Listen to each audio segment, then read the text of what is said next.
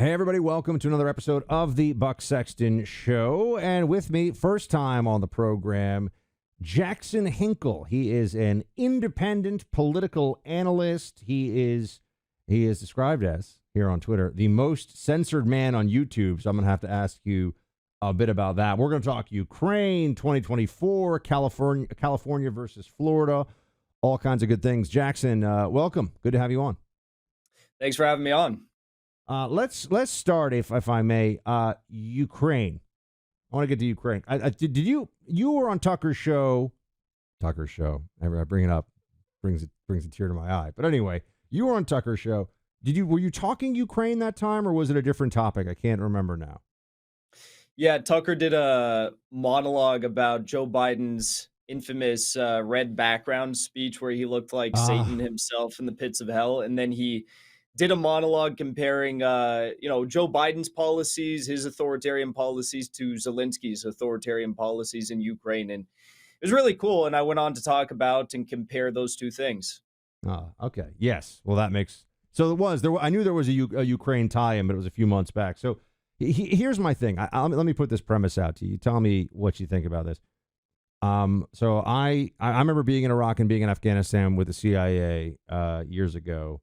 And certainly in the context of Afghanistan, knowing I was there in 2010, knowing that there's no chance this is going to work.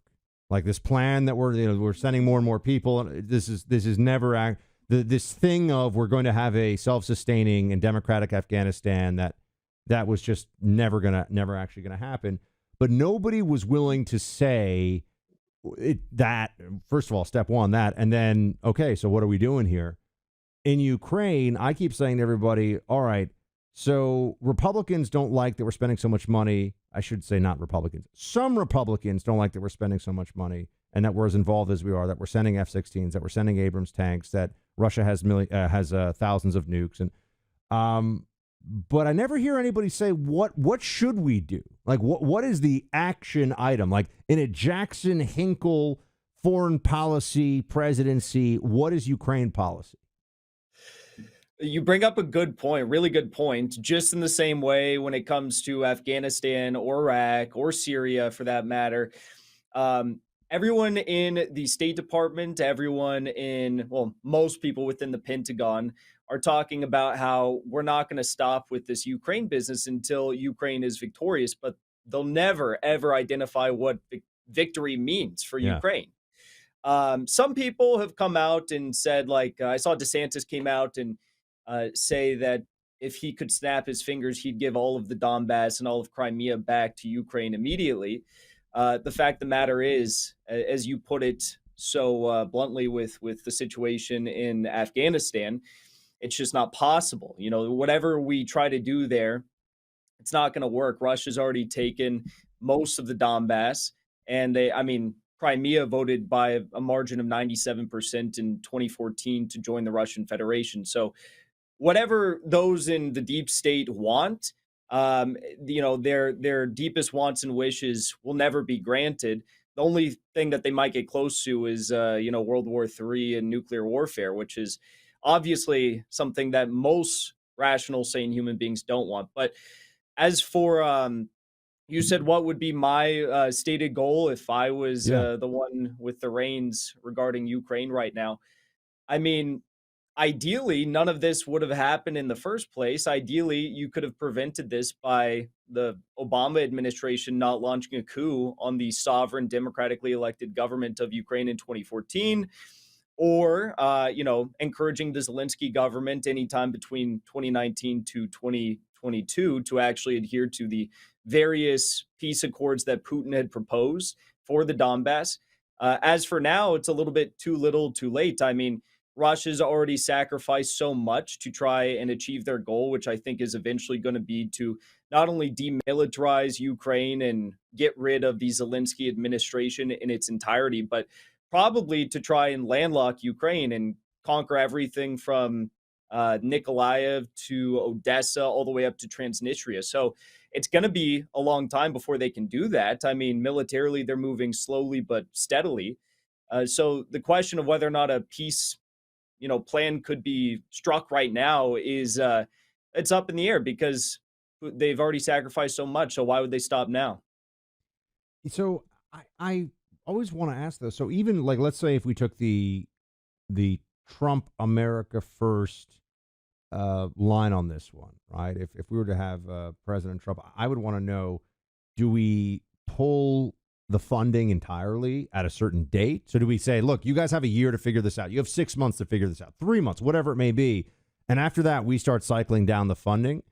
And if not, then I always say to people, so just, Jackson, when the war broke out in, what was it now, February of 2022, on my radio show, I was saying, first of all this stuff about how the Ukrainians were going to just roll back. Remember there was the stand in Kyiv, and then it was, the Russians are going to, I said, everyone's underestimating the Russian war machine, Russia's commitment to land warfare, grinding it down over time, taking massive casualties if they have to. I'm like, there's just this notion of like the brave Ukrainian resistance is going to now roll the Russians. It's just not going to happen. And that this is going to eventually cost, unless we get a peace settlement, trillions of US dollars, right? I mean, I know that sounds kind of crazy, or maybe it sounded crazy to people then, but now we're at about, I don't know, on the books, 130 billion, 150 billion, something like that. War has absolutely no end in sight whatsoever. So are we in for trillions? And if we shouldn't be in for trillions, then shouldn't we set a limit to how much money we're going to spend on a war that most Americans say, why exactly is this my problem? Yeah, that's a great question. And it was Joseph Borrell, who's one of the top policy officials for the European Commission. He came out about a week and a half ago and said, well, I know how to end the war in Ukraine. The quickest, most simple way to end the war in Ukraine is if the West stops supplying Ukraine with money and aid and weapons, because if they did that, it would be over, as he put it, within days. So that's a Western pro-Ukraine voice who's leading up the policy on this, saying that very thing. As for how much money we could be in the hole on this venture, which is a suicide mission, by the way.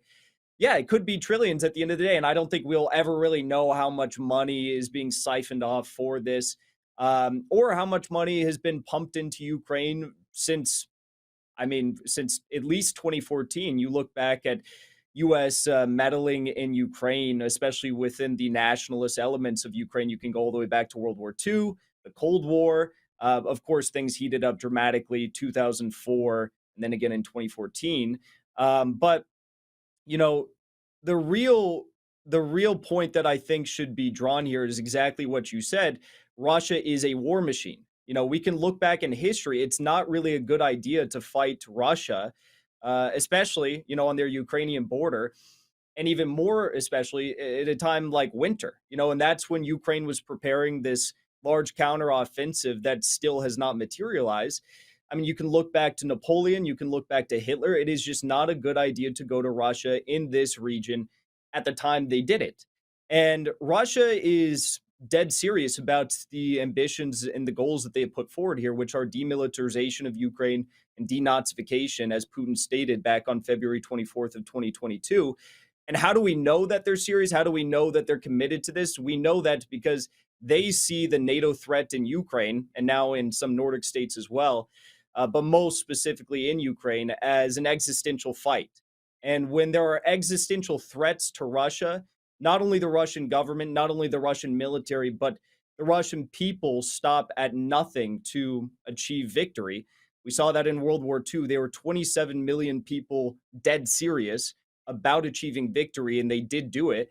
And this is no different. I mean, they see it as a very similar threat. There are many historical comparisons that can be made. They always say history doesn't repeat itself, but it rhymes. And there's surely a lot of rhyming between what we're seeing right now with this NATO threat against Russia and Ukraine and the threats that the Third Reich posed against the Soviet Union back in World War II. So now I want to switch gears with you, Jackson, in a second and ask you about how you're the most censored man on YouTube. We got to check that out in a second. I see that that tagline in your Twitter. We'll come back to that in a moment. But, this past week I did something really special, folks. I got to sit down with an amazing market forecaster, a person with over 50 years of Wall Street experience. Just happens to be my dad. That's right, Mason Sexton. He came out of, not retirement, but out of advising hedge funds behind the scenes for many years, being a consultant to them, getting paid for his advice and his analysis, to tell people out there, people like you, about the great disruption of 2023. Now, look, my dad back in the day on TV, he predicted the stock market crash of 1987. That's just a matter of public record. He's also predicted lots of major turns, lots of tops, and lots of big calls in the market. And in this interview I did with him, he revealed the exact date, actually, the day, this July, when he thinks the market is just going to get really ugly. And then he also has a 3-year forecast. You've got to hear about this, where he thinks the markets are going. So my dad, Mason Sexton, is going to tell you why most analysts are wrong about a coming lost decade in stocks and why things could be much, much worse. But you can make money and you can make your way through this market if you know what you're doing and you follow the right advice. So go check out disruption2023.com. See what my dad has to say. I sit down with him. You'll see it's me and my dad. Disruption2023.com. All right, Jackson, I got a lot of friends who are censored for a whole range. I've been censored for on Twitter, on YouTube, on Facebook, strikes for this, suspension for that. What'd you get in trouble for? Why are you so censored? Well, just what we were talking about a moment ago, the Ukraine war, when you upset the deep state's plans and when you expose the lies that they're putting forward about one of the largest wars that we could possibly see since World War II. Definitely, we've already seen the largest battle since World War II in Ukraine. They get upset and they lash out. And when it comes to YouTube in particular, they act, the Alphabet company, Google, they act at the behest of these warmongering powers, the intelligence community, so on and so forth. And it was just about a year ago when my YouTube I got 2 suspensions, totaling about a month, and then YouTube permanently demonetized my YouTube channel. So for what? Since a year ago, what was the reason? They claimed it was promoting pro-Russian narratives on the war in Ukraine. Wait, this is amazing. I'm sorry, I didn't know this was the YouTube. See, for me, it was always COVID stuff, like masks don't work, which now everyone goes, oh, yeah. When I was saying it, a lot of people were, oh, masks are going to save you. It was ridiculous. You got demonetized from YouTube for being too pro-Russian? Yeah. Allegedly too pro-Russian. I guess just telling the truth now is considered pro-Russian. But they the interesting part of that was they had updated their YouTube policy, and then they came after me. But it was about a month after they updated their YouTube policy on Russia and Ukraine that they did this. And I was sitting there and thinking to myself, why did it take them a month to actually come after me? Why didn't they do it immediately? Yeah. And Glenn Greenwald and Matt Taibbi uncovered the answer. The answer was that the Ukrainian government established this thing called the Ministry of Digital Transformation. And it's essentially their PR, front for the Ukrainian government. And they were actually coming after my YouTube channel in particular and having thousands and thousands of bots and Discord groups and Telegram channels go and report my account. And I was just shocked when they uncovered that, because I was like, I guess, 23-year-old YouTuber that didn't go to college, anyone, whoever has a voice that challenges the establishment correctly and with aggression will be censored in the hands of this Biden administration that answers to the whims of governments like Ukraine, for example. So it's extremely concerning. And I think maybe even more concerning than the COVID stuff, the COVID censorship, because although it was complete bogus, that was done. All the COVID censorship was done under the guise of well, we have to protect the public safety. We have to protect grandma and grandpa's health, Now with this, they're just simply stating that if you have a foreign policy view that counters the official narrative, even though there's no public safety threat here, we're going to censor you as well. It's very frightening. And did you have any? I was thinking as I'm asking, maybe this is a ridiculous question. You have no appeal, right? I mean, they demonetize you. It's like, sucks for you, right? That's it. You're too pro-Russia. What do you say to people? I'm sure you get attacked for being pro-Russia too. I didn't mean to, but I'm throwing another question at you at the same time. And what do you say to people who say that you're Putin's puppet? Because your point of view, you don't have 4 Ukraine flags in your bio. That is true.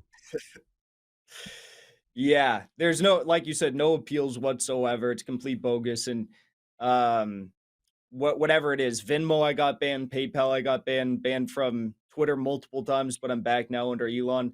All that stuff, Twitch, same thing. But as for the Putin puppet claim, I think that as with everything now, you're a racist, you're a Nazi, you're a sexist, you're a Putin puppet. Regardless of the veracity of the claim, it doesn't really matter. People are going to throw that at you. And I mean, me being pro Russia at this point, you have to look at the material situation and you kind of do recognize that in some ways what Russia's doing is good for humanity. Though that's definitely not the right thing to say. I think that it How is so? the truth. Take me into that one a little bit. That one might get a lot of people going, wait, what Russia's doing is good for humanity? Take me through that a little bit. That sounds a little strange. Go for it. Briefly, I mean, you had the Ukrainian government that was refusing to accept the peace proposals that Putin had put forward regarding it was basically like a civil war in the Donbass from 2014 to 2022. They slaughtered about 15,000 individuals at the behest of the Ukrainian nationalists in this fighting, civilians in the Donbass. These were Ukrainian citizens. And Russia, many people within Russia, like the KPRF, Zyuganov, they were requesting that Putin step into the Donbass and do something years and years ago to stop the massacre against the citizens of Ukraine in the Donbass.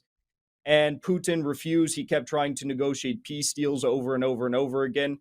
And now we're learning that those peace deals that Putin was upholding his end of the bargain on were actually no one in the West was taking these things seriously. Angela Merkel has come out over the past 3 months and said that the whole idea of these Minsk Accords, as they called them, was to give Ukraine more time for the preparation of war against Russia. So I think that it should have happened sooner, to be honest. It's unfortunate that there was a coup in Ukraine. It's unfortunate that no one adhered to these peace deals. But what's even more unfortunate is that you had all these people dying in the Donbass. I mean, you've had more civilians die over the span of those 8 years of civil war than you've had civilians die over the past year of extremely intense fighting. And that seems like a shocking statistic, but it's just the truth. I'd want to check on that. You're saying more people died in the fighting in the Donbass than have died in civilians, non-military, non-soldiers have died. Just civilians, yeah. So how many civilians? The United Nations, believe it or not, I mean, I don't know how much I trust the United Nations, but they say 10,000 civilians have roughly died over the past year of fighting in the Donbass and all throughout Ukraine. And all independent observers recognize that it was between 13 and 15,000 civilians that died over the past 8 to 9 years of fighting post 2014. That to me strikes me as entirely impossible numbers. Let me just see what comes up. I'm curious. How many civilians died in Ukraine? I'm just wondering what comes up. Wow. Let me see. It's saying it is. That is fascinating. Here we go. I'm just going to say this. I Googled this because I like a lot of people at home. I want to be very, very clear.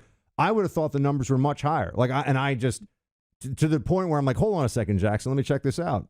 To be totally fair and transparent with everybody, it's Radio Free Europe. First thing that comes up, Radio Free Europe, which I don't think that's like a Putin puppet thing or whatever. It says about 18,000. So I thought it'd be way more than that. And that's really and 6,500 killed and 11,684 injured. That just feels. How is it possible that number? Let me check and see what the date. That's 2023, April of 2023. They said 6,500 killed. Yeah. Civilians. I mean, yeah. Can I just be clear? I thought the numbers would have been based on what we see, and that I would have thought the number would have been much higher than that. Yeah, wow. Both sides have done Russia and Ukraine, they've both done a pretty good job of evacuating civilians rather. But it does seem shocking, doesn't it? Right. That would be the case. I mean, you see Bakhmut, you see the destruction of the city and the way that this is being. I really do think that one of my problems with this is, look, CIA, Iraq, Afghanistan, say what, and a lot of things can be said about our presence or what we were doing, the U.S. military and otherwise. But I had a pretty good sense of what was real, what was going on there. I mean, I could read news reports and be like, that's not right, right? Yeah. With this Ukraine stuff, I'm like, there's just so much propaganda. I've never been boots on the ground, so to speak. I've never seen. I've never even been to Ukraine, and I know that we're being propagandized to the point where it feels really hard to get honest broker information about what's going on there. That's not totally. And I be honest with you, I thought I didn't want to let you say that number without me, just because in my head I'm thinking like that can't be right. Like it's got to be more than that. No, that apparently is the number. So very interesting. But it just goes to, I think, how fierce the propaganda is about this, because they're making it seem like this is a World War II struggle against the Nazis kind of fight, right? And I think people are thinking millions of civilian casualties are, possible here. Well, anything is possible, but so far, call it less than 10,000 civilians dead in Ukraine is what this Radio Free Europe is saying. So am I missing something? No, I think that's actually they're a pro-Western outlet, and I think that's I think if anything that might be a bit low, but that's what they say. I mean, I don't know. I'm not bagging and tagging the bodies, but that is one thing that is noteworthy about this war compared to how we fought in, say, Vietnam, how the United States fought and counted, dead Vietnamese fighters there was by simply calculating, if we fire X many munitions towards the Vietnamese side, how many can we estimate we killed by virtue of how many things we fired or shot off? Here in Ukraine, Russia is actually, taking over new territory, more and more territory, and they are bagging and tagging each body. So the counts are actually much more accurate than most other wars we've seen in recent history. So a lot of soldiers are dying. I was going to say the soldier. I just pulled up the most recent data on this. Soldier casualties are really high, which is why I think so. The soldier casualties you're looking at, Russia has suffered. This is according to Washington Post, which is pulling based on some of the leaks. Actually, that if you remember that guy who leaked some of the information that he had access to a few months back, a couple months ago, 200,000 Russian casualties and 40,000 killed is what they're saying. And then Ukraine has about 125,000 casualties with about 17,000 killed. So a lot of soldiers are dying in these fights. But I thought the civilian number of casualties was going to be much. That's the number that I appreciate you bringing up here, because I would have assumed that it would have been much, much higher than that. So that just goes to the way that these things are being talked about. That was really interesting, Jackson. Thank you for taking us there. I want to come back in a second and get into 2024 a little bit, and then also California versus Florida, which I think we'll both have some fun with in a second. But before we go there, I shared a story on radio recently about how there was a listener to the show who left his laptop behind in the airport. And that is a nightmare situation, right? Running from the plane, left the laptop behind because you're trying to get through the machine and you think you put it in your bag, but you didn't. Now what do? Well, lucky for him, all of his data, everything, all of his work stuff, all of his personal stuff was backed up on iDrive. This is the same company that Rush Limbaugh himself talked about for years on his radio program. iDrive provides an online, off-site computer data backup for just $7 a month. So no matter where you are, with or without your regular laptop, you can access your most recent computer backup and lose all of your data. With iDrive, and not lose any of your data, basically, because you're going to be able to actually get it anywhere. It's really helpful because with iDrive, you can back it all up, and you can do this for your PCs, Macs, servers, mobile devices, all of it. iDrive is PC Mag's winner 8 years in a row for the best cloud backup solution for everyone. It's the easiest, most secure backup solution in the cloud. Plans start at less than $7 a month, and you can get 90% off your first year when you use my name, Buck, in the sign-up process. So go to iDrive.com. That's the letter I, iDrive.com. All right, Jackson. Let's get your 2024 take first off. Are you decided already? Are you waiting to see in this primary? And then I'll ask you more questions based on how you answer that. Haven't decided yet, but as of right now, I'm riding with Trump. That's what I'm going for right now. You think he can win? I think he could win if he was in prison. Against Biden. Against Biden is what I mean. Forget about the primary for a second there. You think he can beat Biden? Yeah, I do. It's interesting you said you think he can win from prison. I do believe, and I've spoken to some very smart legal minds, like world-class, former attorneys general. I mean, people who really know the law really well.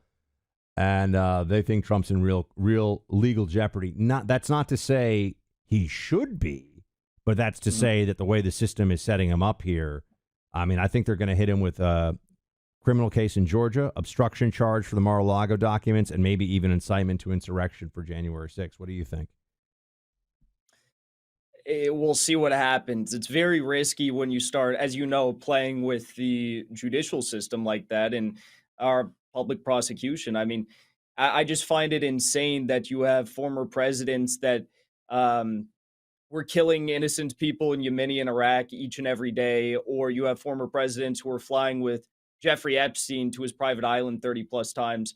And they're completely fine. You know, they're untouchable and they're still celebrated by the mass media. And then, of course, Donald Trump is the one who might end up in prison before this upcoming election. But again, I mean, it's been done before. We've had candidates run for president from prison before. They didn't make it too far. But I think, if anything, it would just harden Trump's base and maybe turn off some prospective independent voters. But for me, it wouldn't bother me. And I'm not even a registered Republican. I'm independent. So I would view it as the deep state coming after a truth teller, which is something so many average Americans have suffered from in the hands of these big tech companies for the past several years now.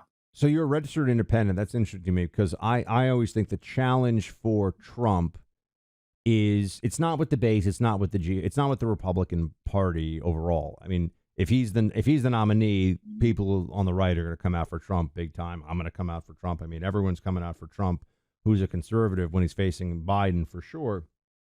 But independents, you know, when you start to narrow it down to the key states, Arizona, Georgia, Pennsylvania, Michigan, Wisconsin, Nevada, maybe Virginia, probably not. When you narrow it down to these key states, though, independents matter a whole lot. Much celebrated and talked about swing voters. How do you think Donald Trump wins enough of them in those places to beat Biden? You know, when it comes to beating Biden, he did put forward a plan, like it or not, think of it what you will, this Build Back Better plan for actually trying to revitalize America. And I think everyone agrees it's been an abysmal failure. The question is, does Trump have something that can counter that? Or does DeSantis potentially have something that could counter that? As of right now, I mean, DeSantis just began his candidacy. He doesn't even have a fully fledged website, but everything I see from him is just opposition to the woke culture. And there's no real vision for America. With Trump, surprisingly, at least to my surprise, he's been putting those little policy videos out where he has his plans for making America great again. And I think it's just been incredible to see his plans for reindustrializing America. Obviously, he achieved the USMCA trade deal, which was a bit better than NAFTA for America. But I mean, he's talking about really revolutionary things like I don't know if you saw his plan for building freedom cities. I don't know how viable of an idea that is, but I mean, he's talking about choosing like the best city planners, architects in the nation, having them submit various proposals to create new freedom cities and having them serve as kind of hubs, as test hubs for young Americans to move in to areas that will be populated with good paying jobs, low cost homes, and beginning to rebuild America. I haven't heard any ideas like that from any presidential candidate in a long time. And I think it's something we really need. And I think when you talk about how do you reach those independent voters that are concerned about the state of our economy and the state of the fact that the Biden administration has pretty much single-handedly collapsed the dollar as a global reserve currency with the sanction warfare against Russia and now probably with China, we are isolating ourselves on the global stage. I think they want someone like Trump who isn't a toady of Russia or China, but knows how to make a deal and actually is respected by these various leaders. So I want to ask you about California and your upcoming move to Florida, where I'm a former New Yorker who moved to Florida. So we got a lot to discuss with that in a moment here. But first off, everybody, I got married earlier this year.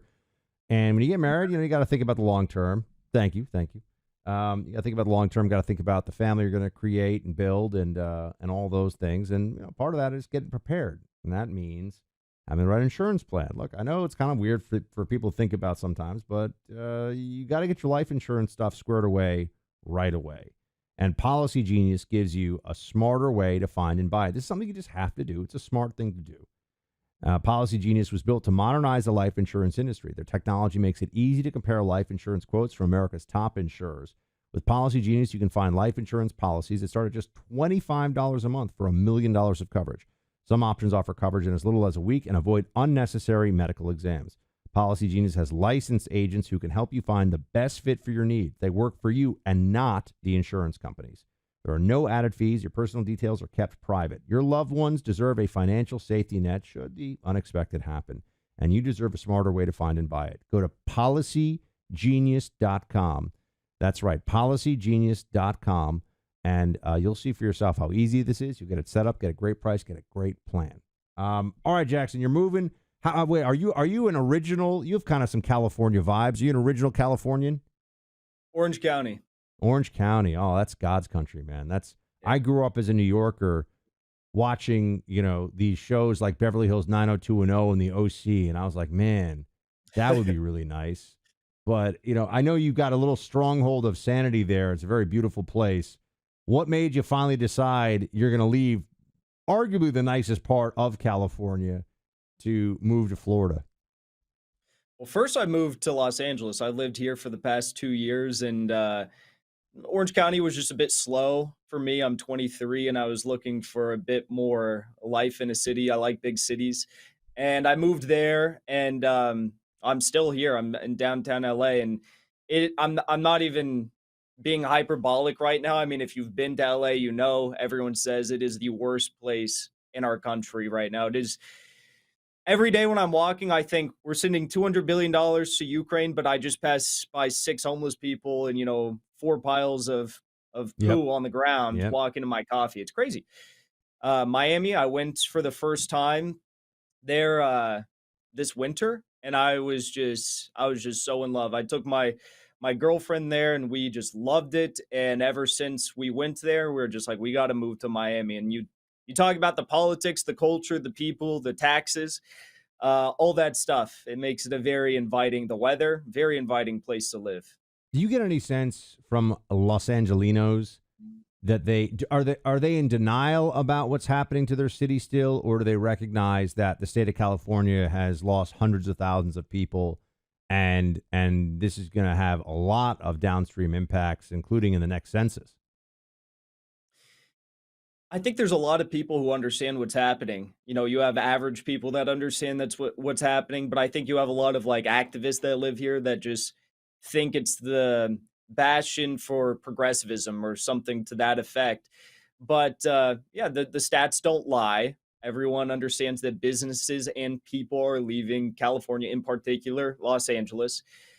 And it's just very sad because it used to be a beautiful place to live. I mean, everyone wanted to live here. Now I wake up and I think, why on earth would I wake up? If you're making enough money and you're not tied to a job, why on earth would I live here when I don't have to? Why would I choose to live here? So it's very sad. Yeah, that's what happened to me in New York, man. Well, welcome to the Florida Revolution. I'll tell Governor Ron DeSantis that you send your thanks to being. I know you like Trump, but the governor here is doing a great job as the governor. He is. And we'll see you in Miami, my friend. Jackson Hinkle, follow him on Twitter, and I'm sure we'll be seeing more of you, man. Thanks so much. Thanks for having me on.